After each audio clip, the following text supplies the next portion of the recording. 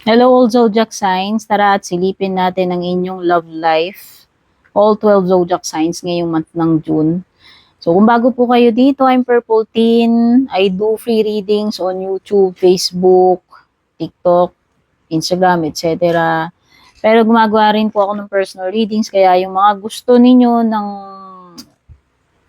personal readings, private readings, mag-message privately lang po kayo sa aking official FB page. At kung hindi pa po kayo naka-subscribe, like, and follow, don't forget to subscribe, like, and follow. So, as usual, nagsisimula ako kay Aries. Yan. Eto na, Aries. Ano ba itong chika? Or dapat mong malaman pagdating sa iyong love life ngayong month ng June.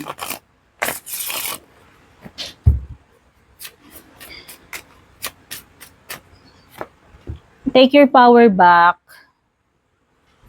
at you have expressed your love. Sabi dito, take your power back. You're giving someone control over how you feel. Your happiness should only depend on you. Okay, maaaring masyado mo nang isinorender lahat-lahat, no?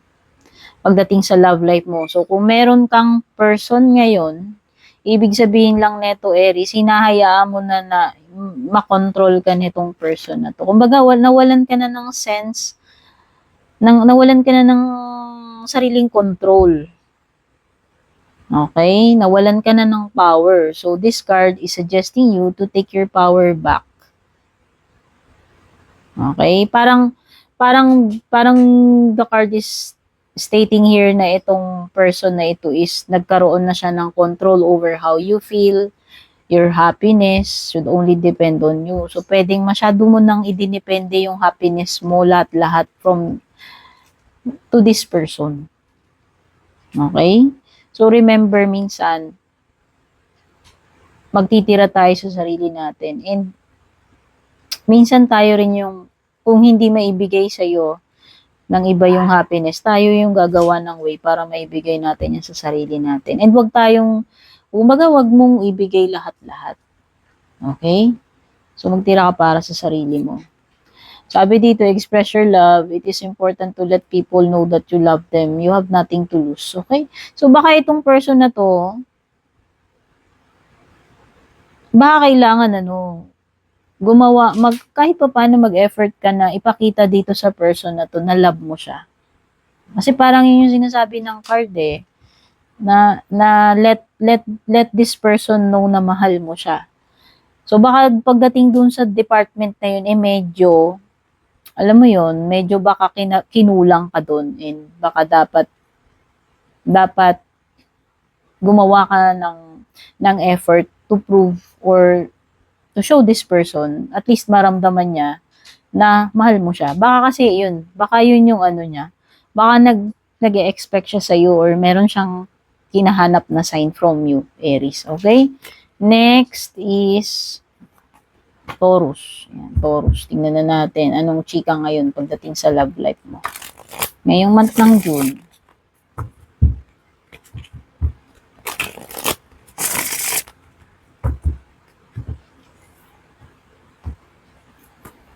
Balance and love your shadow. Balance. There needs to be a healthy balance of physical, emotional, and spiritual intimacy for a relationship to be sustainable. Tama naman si card. No? So, sinasabi dito, dapat may balance sa relationship. Baka walang balance ngayon. No? Or may mga dapat balansehin pagdating sa love life mo ngayong month ng June. So, sabi dito, dapat balanse yung physical, balanse rin yung emotional and spiritual. Kumbaga 3-in-1. Hindi lang puro physical, hindi lang puro spiritual, hindi lang puro emotional. So, yan yung sinasabi ng card mo na baka kailanganing i-correct, balansehin, or parang gawan mo ng paraan na ayusin pagdating dito sa sa love life mo. Tapos meron din binabanggit dito na love your shadow.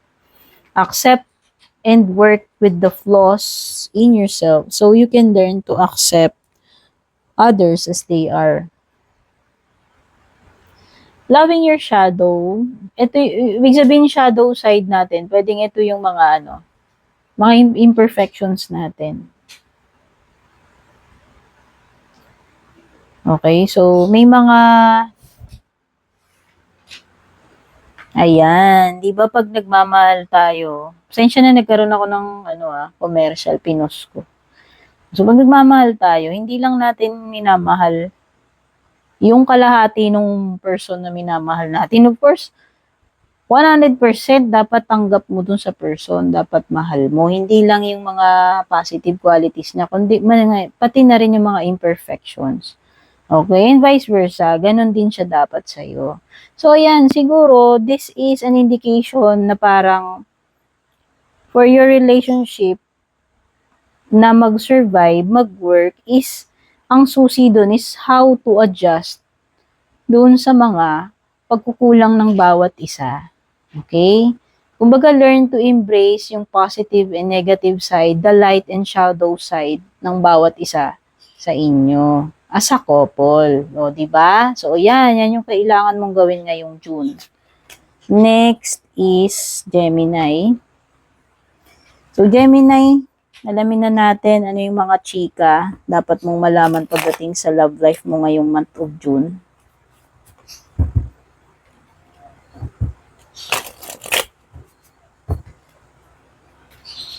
So, yung unang card mo is take a leap of faith. Tapos, meron ka ring nothing has gone wrong.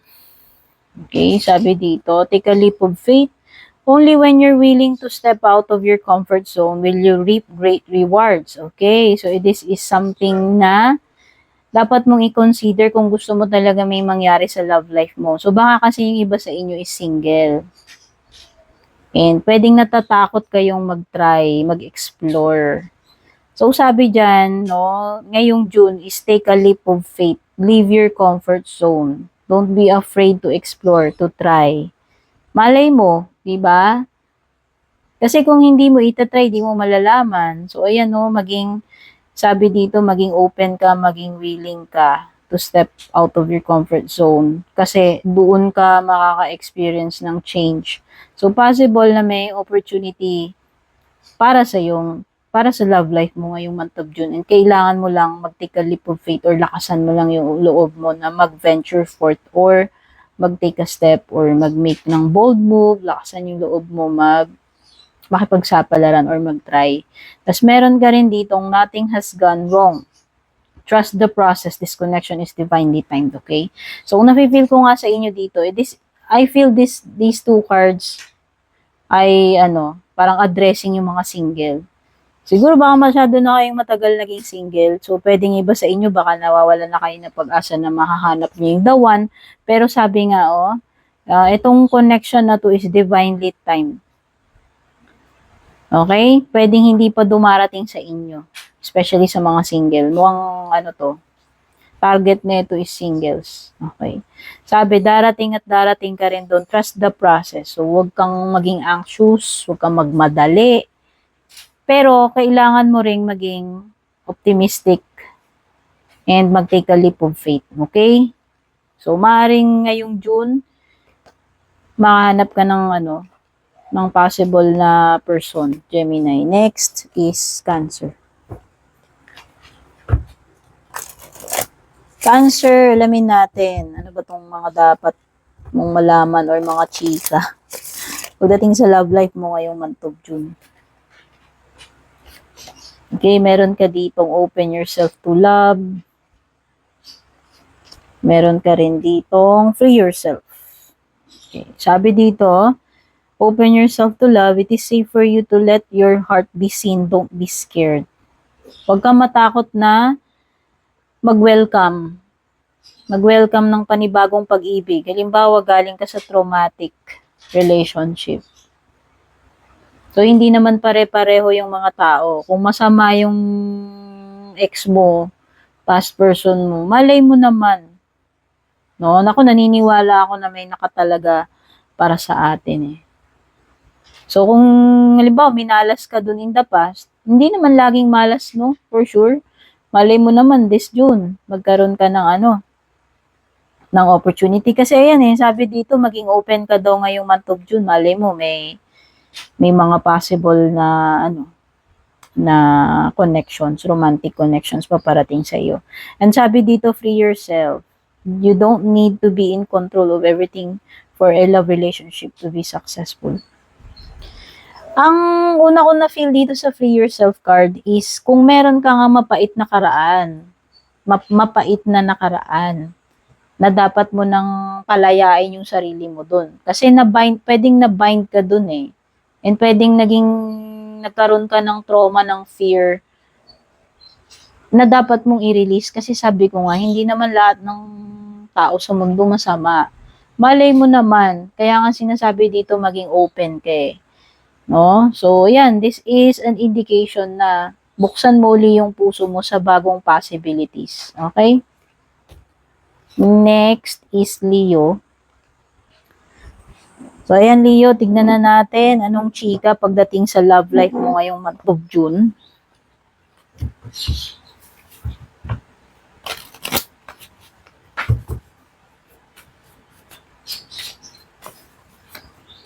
Gratitude at saka reaching your goal. Okay, sinasabi dito, you need to be grateful for the love already present in your life to attract more of it. So, pwedeng iba sa inyo, you are just simply in a happy relationship. So, ayan. So, nafe-feel ko itong cards na ito is okay, pwedeng sa couples, pwede rin sa singles. Kasi pwedeng yung iba, kahit na you are single, you are grateful. At mukhang kontento ka naman, masaya ka naman, at kung meron ka namang person, may asawa, may jowa, pwedeng ganun din, no? So, pwedeng you are contented, happy, grateful for what you have right now, pagdating sa love life mo. At meron ditong reaching your goal. Kaya ayan, whether you are single, taken, married, no?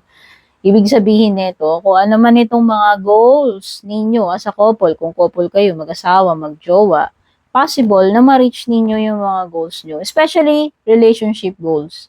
Yan, whether taken ka or single ka. So, this month of June, possible na kung meron ka mang goal pagdating sa love life, ay ano mo yan, ma-achieve mo yan, Leo. Okay? So, next ay Virgo. Virgo, alamin na natin ano tong mga latest chika pagdating sa iyong love life ngayong month of June.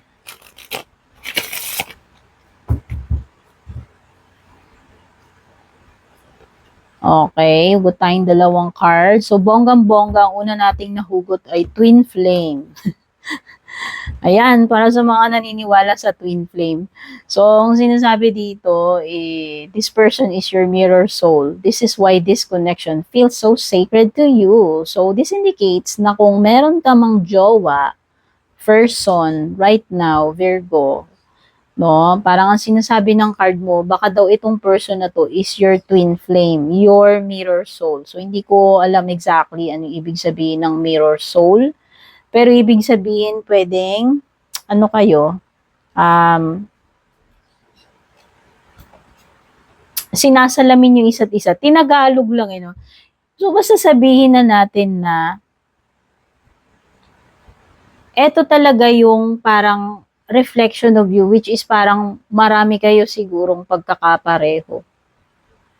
Okay? At saka, parang sinasabi dito, malalaman mo, na kung yung current person mo ngayon, Virgo, kung sino man yung person ngayon sa buhay mo, malalaman mo kung twin flame mo yan kapag nafe-feel mo na yung relationship nyo or connection ninyo is malalim, like sacred, hindi yung mga physical chorba-chorba lang. So, ayan, alam nyo na yan, hindi ko na-elaborate yan, ano? So, nothing has gone wrong. Okay? Kung meron man nangyayari sa inyo ng person mo, Virgo, right now, sabi dito, huwag kang masyadong maaligaga, magpanik, kasi i-trust mo lang yung process. Okay? So, pwedeng talagang itong person is a sacred connection para sa iyo. At kung meron man kayong mga challenges na na-encounter, no, i-trust mo lang daw yung process. Magkaroon lang kayo ng faith sa relationship ninyo. Okay? And nothing will go wrong. No? Sabi dito, there is a divine timing. Ayan, this connection is divinely timed. So, baka nga ito yung twin flame mo, Virgo. Okay? So, baka ito yung ma-encounter mo ngayong June. Next is Libra. Alamin na natin kung anong latest chika pagdating sa love life mo ngayong month of June, Libra.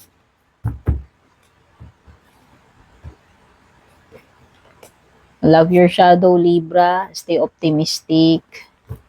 Etong love your shadow, lumabas na to kanina sa ibang sign, pero ang ibig sabihin lang nito is i-accept yung light and shadow attributes natin at nung person natin. So, kung ano man yung mga positive and negative sides nung person mo or ikaw or kayong dalawa sa couple, dapat tanggapin ninyo yon ng buong buo kung talagang love nyo yung isa't isa.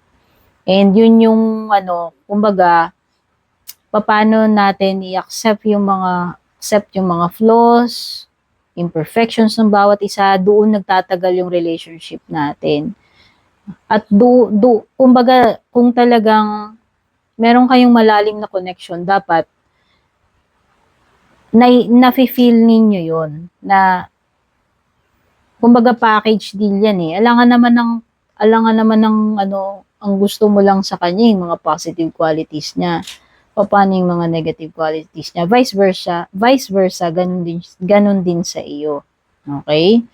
So, hindi magiging malalim yung connection or hindi mo masasabi na tanggap mo talaga yung person na yan or tanggap ka talaga niya without accepting yung mga imperfections or shadow side ng person or ng relationship nyo. So, yung ganun din. Pagdating sa relationship niyo, yung strengths and limitations or weaknesses ng relationships ninyo, dapat embrace ninyo yun. Okay? Stay optimistic. Positive thinking and faith will bring romance into your life. So, para ito sa mga single. Or kahit taken ka, ibig sabihin lang neto is maging patient. Learn to adjust. Learn to wait for the perfect timing. Palaging maging positibo pagdating sa approach, no? So, yun nga, sabi ko nga. So, kung single ka, huwag kang nega, hindi niya yata mapag-jowa, mga ganun. Or kung taken ka naman, ay wala na yatang pagbabago tong relationship namin, hindi niya yata ito magbabago. So, palagi tayong maghanap ng ways na ma-strengthen natin yung relationship natin. Okay? So, yan yun. So, siguro this month of June, pwedeng may mga trials, may mga times na dapat mag-adjust kayo sa isa't isa. Ayan. At habaan yung pasensya at pag-uunawa. Okay, Libra. Next ay si Scorpio. Ano ang latest, chika? Pagdating sa love life mo ngayong month of June, Scorpio, alamin natin.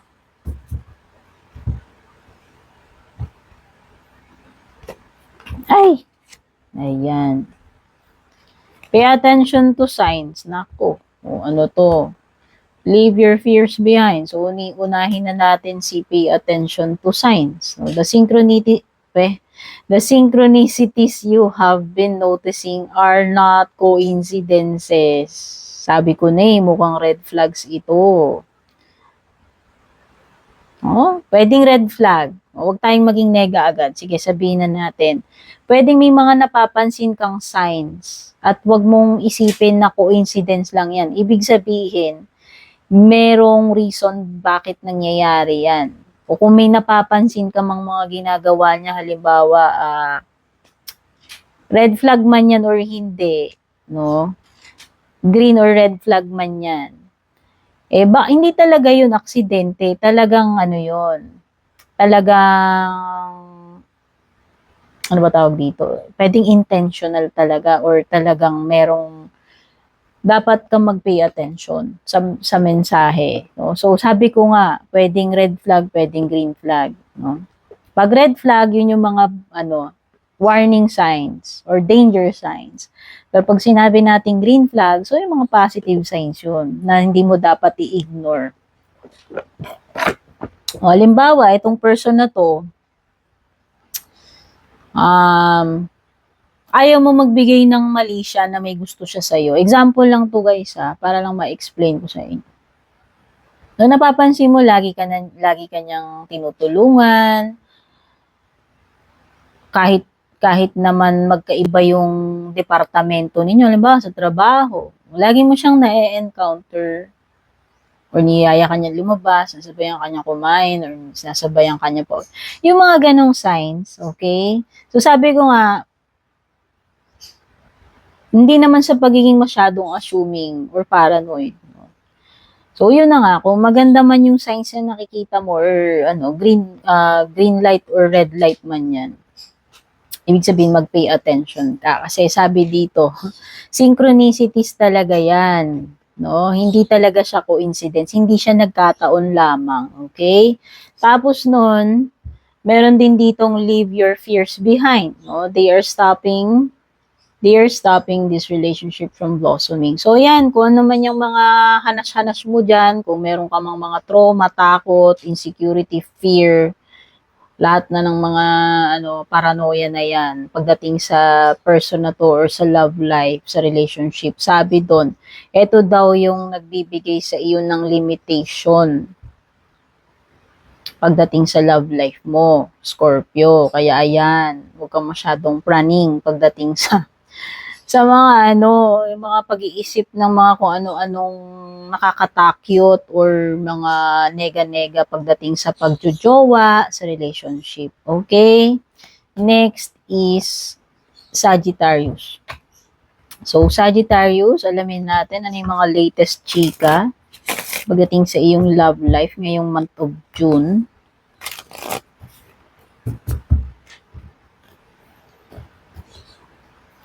Meron ka ditong patience at saka deepening. So, yan, mukhang kailangan dugtungan mo yung pasensya mo. Pagdating dito sa person mo or dito sa relationship ninyo, baka may mga pagsubok. Sabi dito, some things still need to be dealt with for this connection to manifest. Okay, so whether ikaw ay may jowa, may asawa, may person, ayan, sinasabi dito, kailangan ng patience sa isa't isa. Alam natin minsan nasasagad yung patience natin, pero dugtungan mo pa ngayong June. At kung ikaw naman ay single, naghahanap ka ng uncle or ante, sabi dito, okay, may mga bagay talaga na hindi natin pwedeng madaliin. Like, kailangan mo ng patience para malaman mo if you are in a right relationship or kung single ka, naghihintay ka, kailangan mo rin ng patience. Okay? Kumbaga, may mga bagay na hindi talaga natin pwedeng madaliin. May divine timing, Sagittarius, no? At kailangan mo ng patience dyan pagdating sa area na yan. Ngayon, meron ka rin card ng deepening. Ang sinasabi dito, a relationship will finally deepen in the next few months. You have been waiting for this. O yan, chika. So kung may jowa ka, kailangan mo ng patience. Hindi naman magiging, alam mo yun, hindi naman magiging malalim agad-agad yung relationship, diba? Saan ka naman nakakita ng ganun? O hindi ko alam kung may mga nagkaganon. Pero ang sabi dito, magiging rin yan, malalaman mo rin, marireveal din sa iyo sa mga susunod na panahon. Kailangan mo lang talaga ng patience. Malalaman mo kung talagang serious yung tao na yan sa'yo, kung serious ba talaga yung nararamdaman niya or nararamdaman nyo sa isa't isa, kung gaano kalalim yung relationship niyo, ang kailanganin mo is patience. Okay, Sagittarius? Kaya huwag ka na mag-overthink. Magmadali. Next is Capricorn. Capricorn, alamin na natin kung ano yung mga latest chika pagdating sa love life mo ngayong month of June.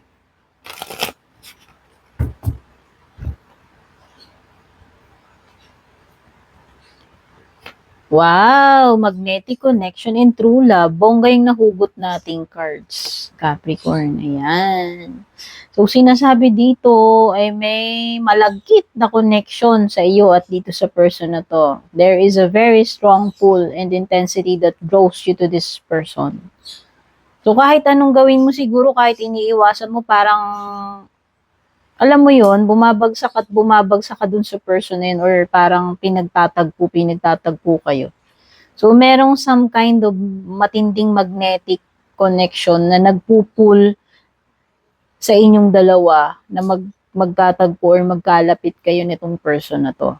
So, mararamdaman mo siguro yan ngayong month of June, strongest. And you have true love card. So, possible na this is the romance of a lifetime.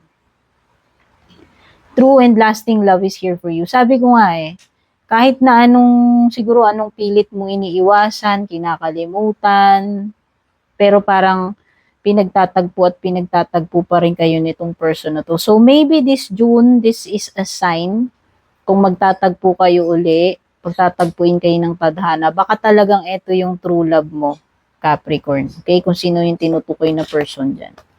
Next is Aquarius.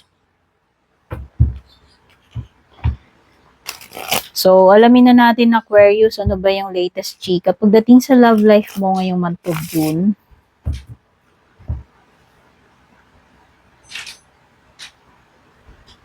Ayan. Sabi dito, be present and patience. Sabi dito, be present, you will attract love by enjoying your life as it is. Wherever you are, be all there. Patient. Some things still need to be dealt with for this connection to manifest. Okay? So, ang need mo is maging patient, Aquarius. Kung hindi man nangyayari right now, yung mga gusto mong mangyari sa relationship mo, sa love life mo, whether you are married, single, or with jowa. Okay? Pwedeng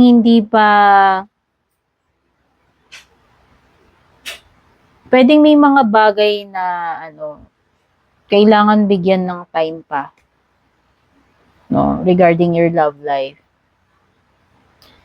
Siguro may mga dapat ayusin. So ayan, kung magkalayo kayo ngayon, so ibig sabihin baka dapat hayaan nyo muna isa't isa, palipasin nyo muna.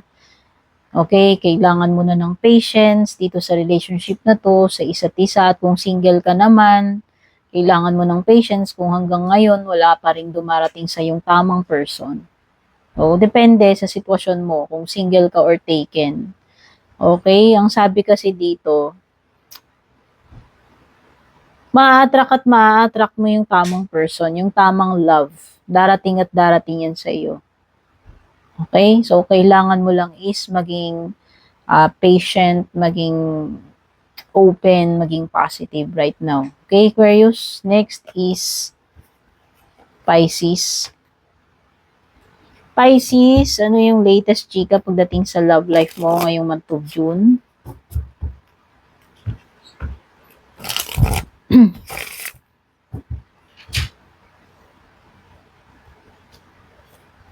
New love, wow! So, yung mga single dyan, mga walang jowa right now, o possible na makakatagpo ka ng panibagong pag-ibig ngayong month of June, Pisces. Ayan, may bagong chapter.